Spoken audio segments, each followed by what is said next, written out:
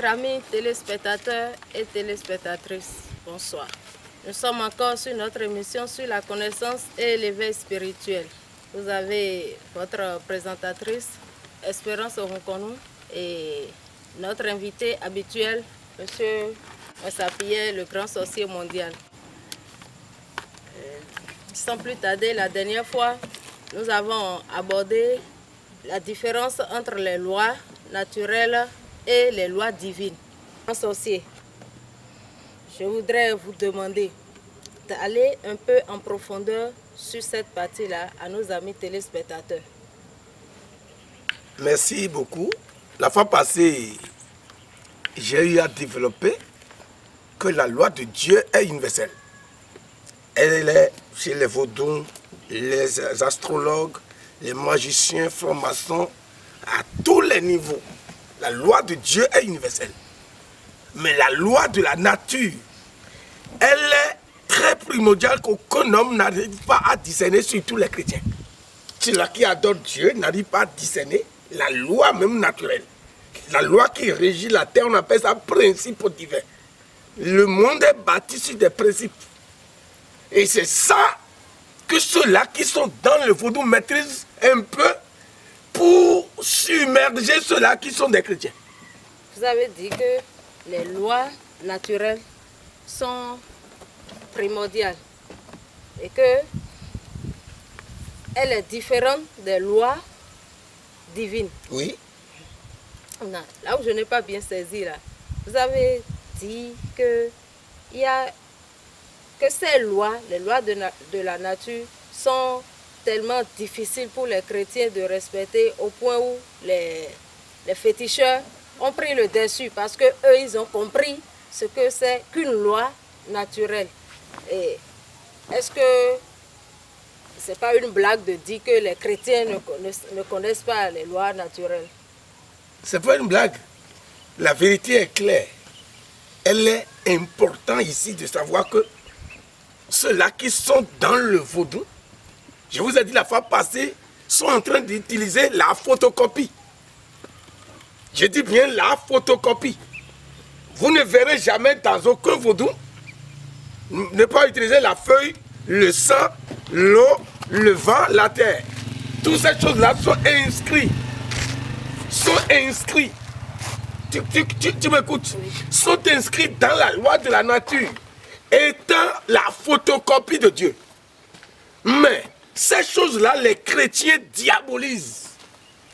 Les chrétiens diabolisent ces choses-là qui sont de la nature. C'est les choses qu'on a créées pour notre corps.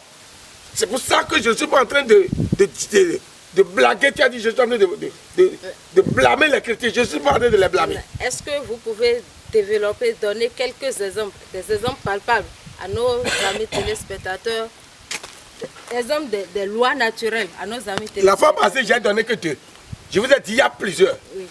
J'ai dit, celui qui est l'homme, qui a le sang humain, qui n'est pas animal, ne peut pas acheter un cuillère de sel à 500 francs. Oui, on ira un peu plus vite. D'autres exemples. Maintenant, aujourd'hui, parlons du diable. Le diable, que tout le monde combat depuis plus de 4000 ans. Il est qui? Le diable. Oui. Et il ne meurt jamais. Les chrétiens doivent se poser la question, qui est celui-là qui ne meurt pas? On l'a toujours tué. Hein. On l'a toujours tué. Nos grands-pères l'ont combattu, inattendu.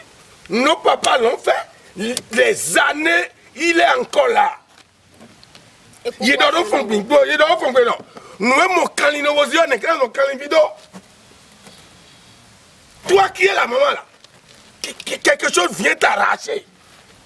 Quand cela dit pour tes enfants. Cela voudra dire effectivement, en gros, que l'homme ne connaît même pas ce qu'il est. Le diable, Oui. il a des esprits qui sont derrière lui. Le diable n'est pas seul. Il est composé de différentes divinités qui sont à son service jour et nuit. Et c'est Dieu qui les a établis sur terre pour le jugement des humains sur terre. Autrement dit, Le diable est un instrument divin que les gens combattent. Toi, tu n'as jamais vu le diable sur la voie?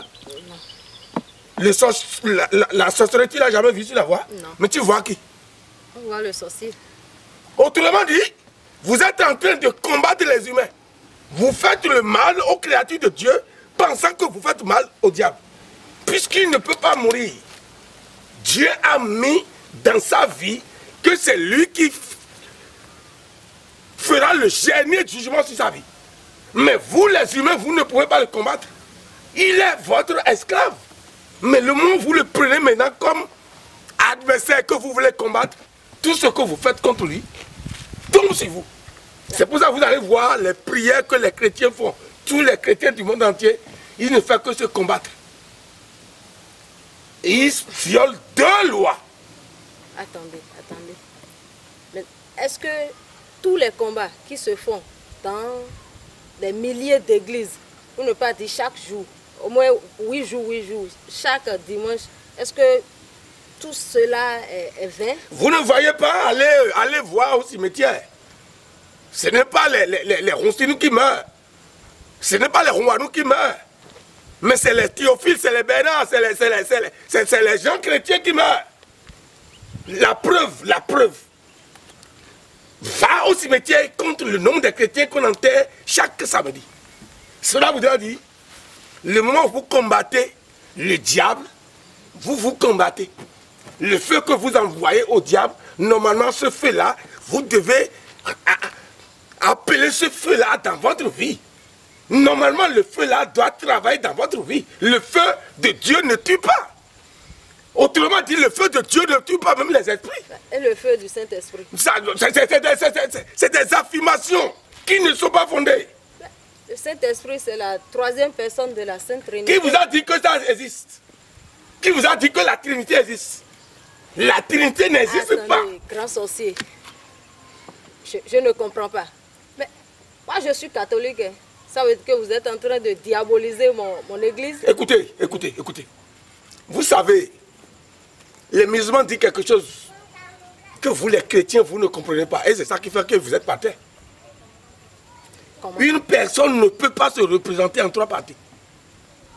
Ah, on a dit Dieu le Père, oui. Dieu le Fils, Dieu le Saint-Esprit. Ça fait trois. Ça fait trois. Oui. Est-ce que c'est possible que quelqu'un qui est un président puisse se retrouver en trois parties? Il ne peut qu'avoir des associés, mes amis. Il ne peut qu'avoir des ministres. Il ne peut qu'avoir des délégués. Il ne peut pas porter trois noms. Différents. Différents noms. Dans ce contexte, on est en train de détruire la formation même de Dieu ici terre. Après Dieu, tu veux que je vous cite? Oui. Vous voyez Dieu, le Père. Vous allez voir les créatures et les humains. C'est tout. Pas Dieu le Père, Dieu le Fils, Dieu... Non. Mais le Fils, c'est Jésus-Christ. Non, mes amis, il ne faut pas aller dans ce contexte. On n'est pas encore allé là. Okay. Quand vous parlez de ça là, on va sortir même du cadre. Nous sommes en train de parler des lois de la nature. Oui. Celui qui combat la sorcellerie, je n'ai pas dit le sorcier. Celui qui combat le guigui, je n'ai pas dit le guiguisseur. Celui qui combat, qu'on appelle, ce qu'on fait pour que les pieds soient paralysés là. Le paralysie. Je n'ai pas dit celui qui paralysie. Hein. L'envoûtement, le gris-gris. Tout ce qui est mal sur terre est en opposition avec le Créateur. Lui combat, puisque après tout, quand Dieu finit de créer les choses, il dit tout ce que j'ai fait est bon. Autrement dit, celui qui trouve les choses mauvaises sur terre aura de difficultés à vivre, puisque il a affirmé que les choses que Dieu a fait est mauvais. Est-ce que c'est la raison pour laquelle les chrétiens ont tellement de problèmes? C'est la raison. D'abord, je vais vous donner un exemple. Un jour, Jésus veut traverser un pays pour aller dans un autre pays. Et le pays s'est opposé catégoriquement que Jésus ne prendra pas ce chemin. Jésus dit, contournons. Jésus, que les chrétiens adorent, lui a contourné. Mais quand ils sont allés maintenant sur le lieu, il y a quelqu'un parmi les disciples qui a dit, Maître, pourquoi toi, le Fils de Dieu, les gens vont refuser que toi tu passes? Permets que nous appelons le feu sur ces gens. Il a dit quoi? Jésus a dit, vous êtes des fous. Puisque représenter quelqu'un, ça veut dire quoi? Quand on représente quelqu'un, ça veut dire quoi? Dieu a grondé les disciples que moi, je ne suis pas venu pour tuer. Je suis venu pour donner la vie. Autrement dit, l'esprit qui animait ces gens a refusé à Jésus de passer. Jésus sait que l'esprit ne va pas mourir. S'il veut tuer l'esprit, il va tuer les humains qui l'ont empêché. Tu as bien compris? Oui. Dans ce contexte, Jésus est en train de dire aux gens, vous n'avez pas le droit de toucher aux créatures de Dieu. Vous êtes contraints de vous accrocher à Dieu pour bien vivre. Mais est-ce que les pasteurs, les prêtres ont compris que le diable et ses suppôts sont des instruments divins? C'est parce qu'ils ne lisent pas la Bible. La fois passée, on vous a dit, dans la sourate 67, verset 2, que Dieu a dit qu'il a créé la mort et la vie pour éprouver les humains. Et je vous ai dit dans le proverbe 14, verset 6.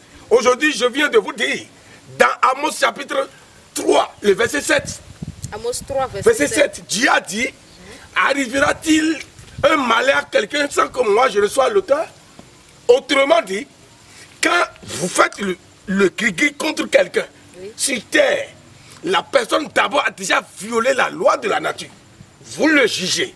Le jugement que vous lui portez, vous amenez ce jugement. Le dernier signataire, celui qui va signer que le malheur que vous avez promis sur lui arrive, c'est Dieu le Créateur. C'est pour ça que la prière, qu'est-ce que je vais dire? Le gris-gris, les jeûnes que les gens font sur terre pour marche pas. Et si ça marche, c'est que Dieu a signé. Il dit, je vous ai dit la fois passée, il a dit, c'est moi qui enrichis, c'est moi qui appauvris. Cela voudra dire, celui qui est riche, Dieu a permis qu'il soit riche. Celui qui est pauvre, Dieu a permis qu'il soit pauvre. Personne ne peut changer l'autre dans l'autre. Chacun est venu ici dans son plan. Donc, la vraie vie dans ce monde, c'est de considérer les esprits dans ce monde étant un outil du Créateur. C'est ça, piétiner encore une loi. Celui qui combat la sorcellerie est en train de piétiner la loi de la nature. Celui qui combat le gris-gris est en train de piétiner la loi de la nature. C'est ça qui fait que... Tous ces chrétiens-là piétinent la loi. Et c'est pour ça que vous les voyez toujours par terre. Là où moi je suis, tous les esprits là sont des outils pour moi. J'ai le gris-gris dans ma poche, là où je suis. J'ai la sorcellerie dans ma poche. Puisque... Et ça peut tuer. Ça peut tuer. C'est pour ça que je vous ai dit la fois passée, quand vous avez le bien et que vous n'avez pas le mal, les gens vont détruire votre bien. Je ne peux pas... Si vous avez le mal et vous n'avez pas le bien. Vous ne pouvez jamais... Écoute-moi bien. Oui. Vous ne pouvez jamais avoir le bien sans être accroché à l'enseignement que nous nous donnons. Vous ne pouvez pas dans le christianisme avoir le bien. Jamais. Puisque vous combattez le mal que Dieu a créé dans ce monde pour son outil. Dans ce contexte, vous possédez le bien pour détruire les humains. Vous êtes alors en ce temps un meurtrier. Alors qu'un meurtrier viole la loi de Dieu. Tuer quelqu'un, c'est violer la loi. Donc, les premiers tueurs, c'est les pasteurs, c'est les prêtres, c'est les prophètes. Ah, ils ne seront pas d'accord avec vous. Hein. Ils vont être d'accord, ce que je dis, c'est là. Chers amis téléspectatrices et téléspectateurs, j'espère que vous avez la même compréhension du sujet, au même titre que moi. Grand sorcier, je voudrais... Il y a une question qui tourne dans ma tête. Vous savez, quand je donne un exemple pour aboutir sur ma question. Quand vous êtes mari et femme, qu'est-ce qui peut faire que le mari peut se retirer de sa femme, ou bien qu'est-ce qui peut faire que la femme peut se retirer de son mari? Est-ce que ça veut dire que l'homme ou la femme a violé une loi, c'est pour ça Dieu permet que ça arrive? Sur ce côté-là, je ne peux pas parler beaucoup. C'est un sujet qui a pas différent. Le côté de délaissage d'une femme, de délaissage d'un mari. Non, vous n'avez pas compris ma question. C'est toujours sur les lois naturelles. Oui. Parce que vous avez dit que quand on ne piétine pas une loi, même si on vous envoûte, ça ne va pas marcher. Maintenant, je veux savoir si, c'est un exemple quoi, c'est un exemple parmi tant d'autres, ça veut dire que c'est l'homme, ou bien, sur mon exemple, ça veut dire que c'est l'homme ou la femme, c'est quelqu'un parmi les deux qui a piétiné une loi, c'est ça qui a fait que ils sont arrivés à ce niveau, ou bien il y a autre chose. Ce qu'il a demandé là, elle est pertinente. Je peux affirmer quelque chose. Vous savez, il a parlé l'abandon de la femme ou bien l'abandon du mari. Est-ce que c'est parce que l'un de ces gens ont piétiné la loi? La loi qu'ils ont piétinée, je vais le dire aujourd'hui. D'abord, les gens ont abandonné le principe que Dieu a mis sur terre. Écoutez bien. Ils ont piétiné d'abord la loi dans la religion en instaurant la polygamie, la monogamie. C'est la loi de la nature. Je vais répéter. Parce qu'il a parlé, je vais toucher cette loi de nature. Sinon, c'est un autre sujet que je vais développer après. Mais dans ce côté-là, hein, puisque vous avez piétiné cette loi ici, en instaurant dans vos doctrines que un homme dans une église doit prendre une femme, vous piétinez la loi de cette nature. Cette loi vous pousse nécessairement à l'adultère périodique. Dans ce contexte, la femme peut ne pas vouloir. Ce n'est pas nous, les hommes qui sont toujours des adultères. La femme aussi peut être adultère de l'un et de l'autre. Donc, l'exigence d'une femme exigée à un homme, c'est la loi, fait partie des lois de la nature. Puisqu'il est écrit dans Exode chapitre 20. Écoutez bien. Exode 21. Exode chapitre 21. Le verset 10. Exode 21, verset 10. Voici ce qu'il a écrit. On dit, si quelqu'un prend une deuxième femme, c'est Dieu qui dit, si quelqu'un prend une deuxième femme, il ne va pas laisser la nourriture pour la première. C'est le premier point. Le vêtement, deuxième point.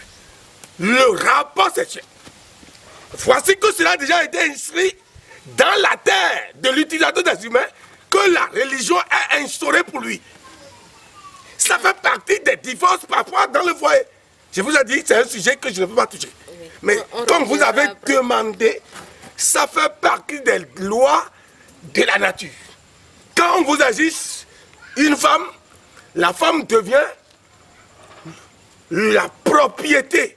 L'homme devient la propriété privée de la femme. Il a déjà le titre foncier, il a déjà le papier d'habiter, il a tous les papiers.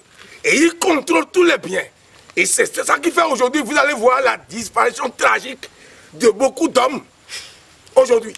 Donc, c'est un sujet très large qu'on ne veut pas toucher. Mais puisque vous avez demandé, exiger une femme, ça fait partie des lois de la nature. Celui qui dit ça ici, le pasteur qui dit ça ici, d'ailleurs, personne ne peut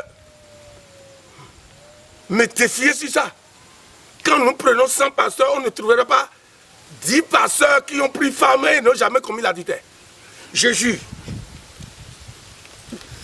Si un pasteur dit que ce que je dis est faux et qui a connu une autre femme, après avoir fait le mariage avec sa femme, Dieu va le juger cette nuit.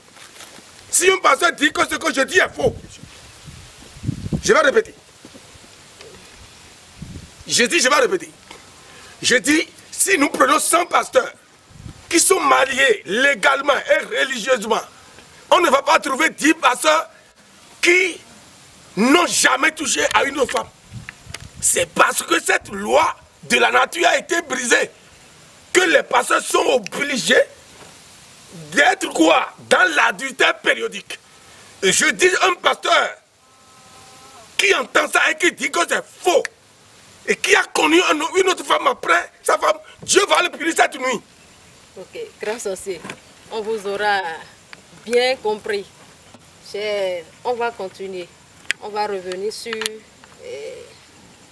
le diable. Le diable. Vous avez parlé du diable au début de cette émission. Je sais très bien que les téléspectateurs sont en train de se poser cette question. Est-ce que le diable, vous avez dit que le diable est un instrument que Dieu utilise sur la terre contre les humains. Est-ce que pour nous les humains, pas les humains, nous, ceux qui ont cru, les croyants, je ne parle pas des chrétiens, je parle des croyants, le diable signifie quoi pour les croyants? Écoutez ce qu'il a dit. Moi, je me base toujours sur les Écritures, dans la Torah, dans le Coran, dans la Bible. Il a dit, l'Éternel a tout fait pour un but. C'est pourquoi le grand maître l'a créé. C'est lui-même qui sait. Mais pour moi qui suis croyant, je le prends étant créature de Dieu. Je m'accroche à Dieu. S'il est mauvais, il ne peut pas me faire du mal.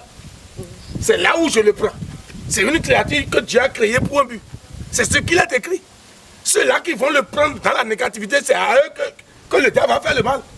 Donc pour celui qui croit dans cette connaissance, c'est qu'ils n'ont pas affaire avec le diable, ils n'ont pas affaire avec la sorcellerie, ils n'ont pas affaire avec le gris-gris, ils ont affaire avec le Créateur seul, vivre avec le Créateur et manger les biens du tout monde.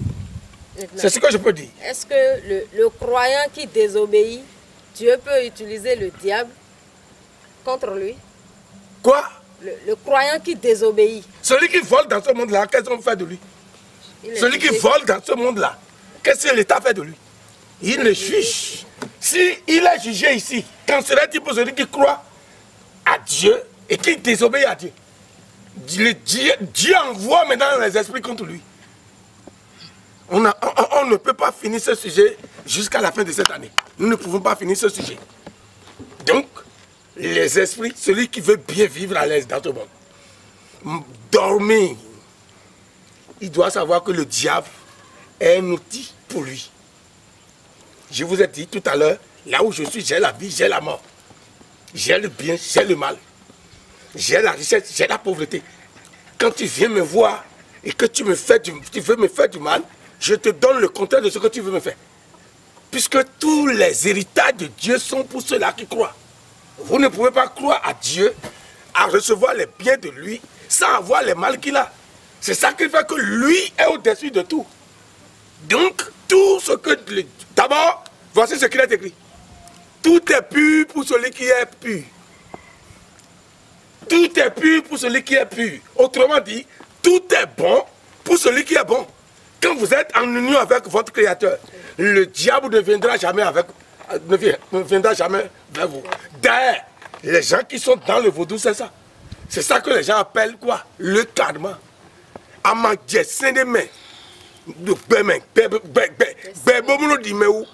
moment où vous n'êtes pas en contradiction avec Dieu, vous n'êtes pas en contradiction avec la loi, les gens savent que le mal ne vous atteindra pas.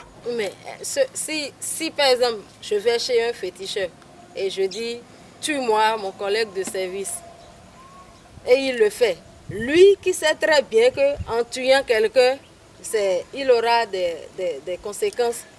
Écoutez, ils sont plus bons que les chrétiens, je vous jure. Les féticheurs. Ils sont plus bons. Quand tu amènes quelqu'un à un féticheur de tuer, il ne peut pas permettre comme ça, il va te dire les conséquences qui va arriver quand il va tuer. Lui fera tout. Le moment où c'est toi qui veux tuer, puisque ce n'est pas lui qui vient aller placer le gris-gris. Lui te donne, c'est toi-même qui viens aller placer. Dans ce contexte, il sait que le moment où tu viens aller placer que la personne meurt, ce n'est pas lui qui a tué, en ce sens, c'est toi qui as pris le gris-gris. Ces choses-là sont régies dans la terre. Mais celui qui connaît que le gris-gris est un instrument de Dieu pour lui, on peut venir mettre le gris-gris sous le sable de ses pieds. Ça retourne automatiquement chez celui qui a placé. Là où je suis là, aucun gris-gris ne peut m'atteindre. Puisque je sais que le gris-gris est bon pour Dieu. C'est un instrument de Dieu. Et je suis pour Dieu, c'est un instrument pour moi. c'est les lois de la nature dont les gens piétinent. Les gens prennent les créatures que Dieu a formées pour le mal. D'accord, prenons l'exemple des Blancs. L'exemple des Blancs. La parole qu'on a utilisée sur le sable, que cela est devenu l'eau. Qui peut comprendre? Les pierres là, on met le feu jusqu'à ce que cela devienne de l'eau. C'est avec ça qu'on fait faire des bouteilles. La même processus que nous faisons, nous pouvons détruire l'humain. Donc, quand on parle de la sorcellerie, ce n'est pas en fait le mal. C'est une connaissance qui peut aboutir dans le bien, qui peut aboutir aussi dans le mal. Donc, tout ce que Dieu a fait, comme vous voyez que c'est mauvais, elle contribue toujours à la possibilité. Mais nous le prenons pour le mal. Vous ne voyez pas que dans le monde là, c'est les chrétiens qui meurent gratuitement. Vous avez jamais vu quelqu'un qui est dans le vaudou mourir comme ça? Un chanteur a dit, ça veut dire, lui, il est vrai dans l'oracle, il ne peut pas partir subitement de la terre.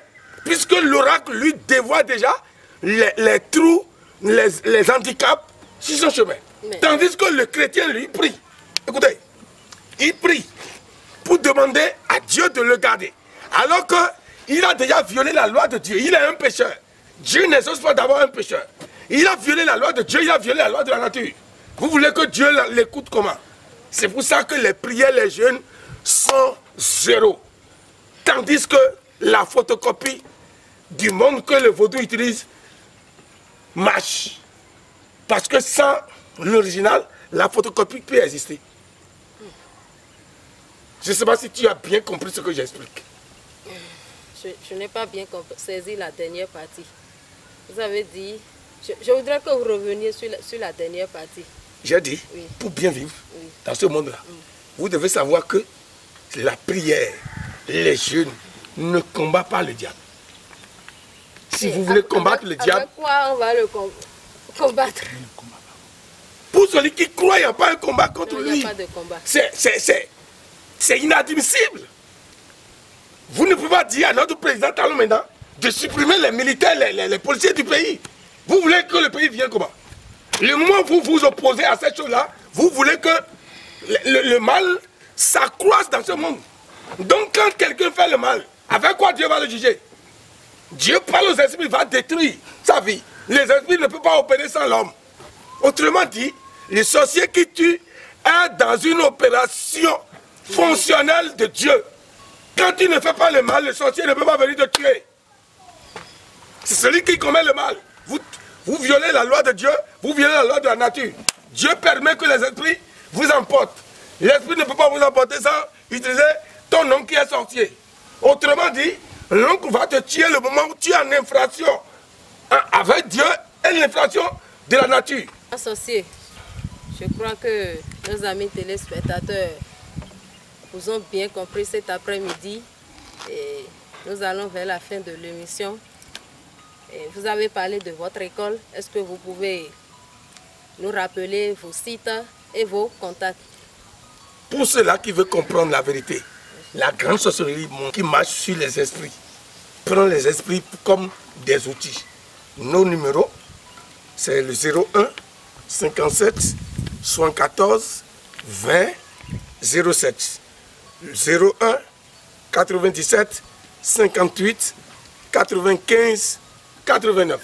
Nous sommes à la fin de l'émission. Nous vous remercions et à la prochaine fois.